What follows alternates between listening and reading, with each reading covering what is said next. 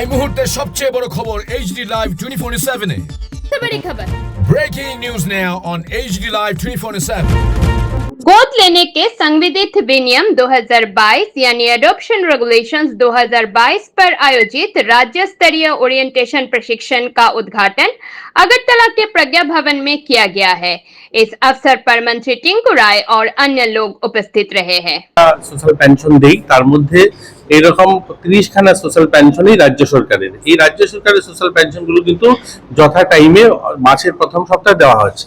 কেন্দ্র সরকারের অধীনস্থ যে সোশ্যাল পেনশনগুলো যেমন ওল্ড এজ পেনশন বা আমাদের যে বিধবা পেনশন দেওয়া হয়, দিব্যাঙ্গদের দেওয়া হয়, অন্তত বিপিএল পরিবারের যাদের কেন্দ্র সরকার অধীনস্থ যে পেনশনের স্কিমে রয়েছে, এদের আমরা 3 মাস দিতে পারিনি। এটা ঠিক, এপ্রিল মে জুন আমরা এখনো তাদেরকে সেই পেনশনটা দিতে পারিনি। এটার কারণ হচ্ছে যে সিস্টেমে একটা পরিবর্তন হয়েছে। SNS পস কেন্দ্র সরকার এখন আগে কি হতো, টাকাটা আমাদের কাছে আসতো, এই টাকাটা আমরা আমাদের যে শেয়ার মানিটা অর্থাৎ যে ভাতাটা দেওয়া হয় 2000 টাকা, তার একটা মিনিমাম পয়সা কেন্দ্র সরকার দেয় আর বাকি পয়সাটা আমরা রাজ্য সরকার দিই। এই দুটো পয়সা একসঙ্গে করে প্রত্যেক মাসের প্রথম সপ্তাহে দেওয়া হতো।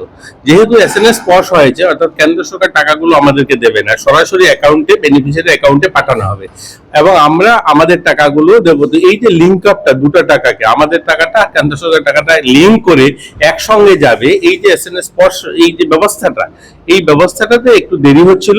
এটা এখন প্রথম ধাপে আমরা ট্রায়াল বেসিস অলরেডি প্রায় 100 জনের কাছাকাছি লোককে দিয়ে দিয়েছি, ওই স্কিমে পেয়েছে এবং বাকিগুলো কিন্তু আমরা কেন্দ্রতে পাঠিয়ে দিয়েছি। হয়তো আজকে কালকে সেগুলো চলে যাবে। ধরে নিন এই সপ্তাহের মধ্যে ওনারা 2 মাসের টাকা একসঙ্গে পেয়ে যাবেন। Bureau report, AGT Live 24/7।